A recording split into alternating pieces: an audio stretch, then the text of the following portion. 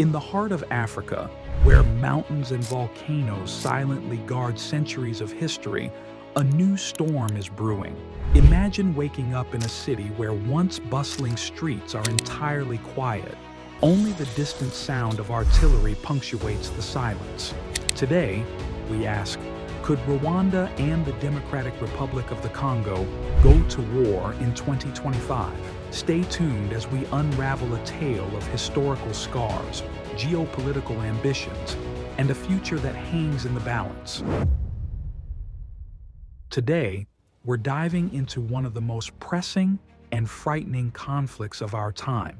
In the next few minutes, we're going to explore why tensions between Rwanda and the Democratic Republic of the Congo, DRC, are escalating, and how these deep-rooted conflicts could ignite into a full-scale war in 2025. Let's set the stage. The eastern DRC, rich in minerals like coltan, cobalt, and gold, has long been a battleground for various rebel groups and neighboring states. At the center of today's story is the M23 rebel movement, a group with a turbulent past, once forced into temporary retreat and now back with a vengeance. Backed, as many experts allege, by Rwanda's military might, the M23's recent seizure of key territories has not only rocked the region, but also forced the Congolese government into drastic measures, including severing diplomatic ties with Rwanda. But why is Rwanda involved? And what does this mean for millions of people living on both sides of the border? Throughout this video, we'll explore the historical grievances, the resource-driven ambitions, and the political chess game that might soon erupt into open warfare. So, buckle up. This isn't just history, it's our future. To understand today's crisis, we have to look back. The roots of conflict in this region extend deep into history, from the horrific aftermath of the 1994 Rwandan genocide to the brutal Congo wars of the 1990s and early 2000s. Rwanda's leader, Paul Kagame, emerged from those dark times with a vision of national revival, but also a steely resolve to never let insecurity threaten his country again. Over the decades, Rwanda's involvement in eastern Congo has been a double-edged sword. On one hand, it has supported stability through UN peacekeeping and regional security efforts. On the other, it has been accused of backing insurgent groups, most notably the M23 rebels, who operate in the mineral-rich borderlands. Let's talk about M23. Originally rising to prominence in 2012, this rebel group has a history of seizing control of key urban centers. Remember Goma? In early 2025, M23 fighters once again advanced on Goma, the capital of North Kivu, and their lightning-fast campaign sent shockwaves through the region. According to UN reports and multiple media sources, thousands of Rwandan troops are believed to be aiding the rebels, even though Rwanda officially denies any involvement. Why would Rwanda, a country with a tragic past and a reputation for stability, risk further destabilizing the region? The answer lies in the region's vast natural wealth. Eastern Congo is not just any battleground, it's home to some of the world's most valuable minerals, essential for the technology powering our modern lives: coltan, cobalt, gold, and tin. These resources are worth trillions of dollars on the global market, and controlling them means economic and strategic power. Rwanda, under Kagame's leadership, has built an image as a success story: remarkable economic growth, efficient governance, and impressive post-genocide recovery.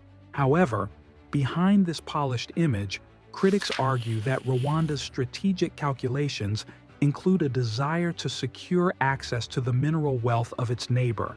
Allegations abound that by supporting the M23, Rwanda aims to carve out a security buffer zone in eastern Congo, ensuring that it not only protects its own borders, but also gains economically by tapping into the lucrative mineral trade. Historically, Rwanda's interventions in eastern Congo have been justified as measures to neutralize threats, such as extremist Hutu militias. But the reality is more complex. The support for M23, if true, can be seen as part of a broader strategy to control resource-rich territories. This is not merely a regional security issue. It's a matter of economic survival and geopolitical leverage. Now, let's examine the recent events that have pushed these tensions to a boiling point. In January 2025, after a swift and brutal M23 offensive, the Congolese government made a dramatic move. It cut off all diplomatic ties with Rwanda. Imagine being a diplomat and suddenly being told, "You're out. We no longer welcome you on our soil." This wasn't just a symbolic gesture. It signaled that the DRC was preparing for the worst. As the M23 rebels seized key parts of Goma, reports emerged of intense street fighting, with civilians caught in the crossfire and humanitarian aid disrupted. The world watched in disbelief as thousands of people fled, and protesters in Kinshasa, DRC's sprawling capital, tore down the embassies of several countries, blaming them for inaction. Congolese President Félix Tshisekedi, in a desperate televised address, vowed to mobilize the youth and reclaim every inch of lost territory. Let's pause for a moment and think about the stakes here. On one side, you have Rwanda, a small but ambitious nation with a powerful military apparatus and a strategic interest in securing economic resources. On the other, you have the DRC, a vast country scarred by decades of conflict, struggling to maintain control over its territory and protect its people. The flashpoints are not just military, they're deeply political and economic. Consider this: if the current trajectory continues, we could witness a full-blown regional war, a repeat of the devastating conflicts of the 1990s and early 2000s, which claimed millions of lives and left entire generations traumatized. The M23's resurgence, coupled with Rwanda's alleged military support, isn't happening in isolation. It's part of a long history of power struggles in the Great Lakes region, a history that intertwines ethnic identities, colonial legacies, and the insatiable quest for natural resources. Experts warn that unless there is significant international intervention and robust diplomatic engagement, these simmering tensions could soon erupt into open warfare. The international community, once a watchdog that managed to pressure Rwanda into cutting support for insurgents in 2012, now finds itself distracted by other global crises. With major powers looking inwards, the regional balance of power could shift irreversibly. Here's a powerful quote from a recent Reuters report: "The fall of Goma is a game changer. Without effective intervention, large parts of eastern Congo could remain outside the control of the central government for years, paving the way for a prolonged and devastating conflict." That's a warning we simply cannot ignore. I had to leave my home with nothing. We are caught between a rock and a hard place. The economic interests are driving this conflict as much as the politics. When resources are this valuable, war becomes a viable strategy. So, what could push Rwanda and the DRC over the edge? There are a few critical factors. First, the direct military engagement.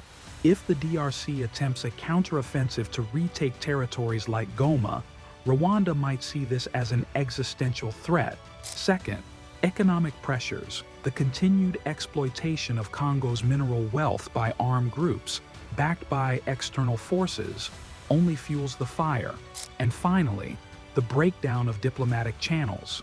With each side blaming the other for inciting violence, the risk of miscalculation is dangerously high. In essence, the possibility of war between Rwanda and the DRC in 2025 isn't a sudden twist. It's the culmination of decades of tension, unhealed wounds, and unchecked ambitions. And while many voices call for peace, the forces aligned with war are gathering strength on both sides. As we look to the future, what does all this mean for the people of the Great Lakes region? The looming threat of a full-scale war between Rwanda and the DRC would not only shatter lives, but also destabilize an entire region that is already reeling from past conflicts. The humanitarian cost, millions displaced, countless lives lost, and a legacy of trauma would be incalculable. But there is a silver lining. History has shown that even the most entrenched conflicts can be resolved through dialogue and international cooperation. The international community must seize this moment, pressuring all parties to return to the negotiation table, uphold human rights, and prioritize the well-being of civilians over narrow strategic interests. Here's what we need to see. 1. A renewed and robust diplomatic effort led by regional powers and the UN, ensuring that voices from Kinshasa, Kigali, and the affected communities are heard. 2.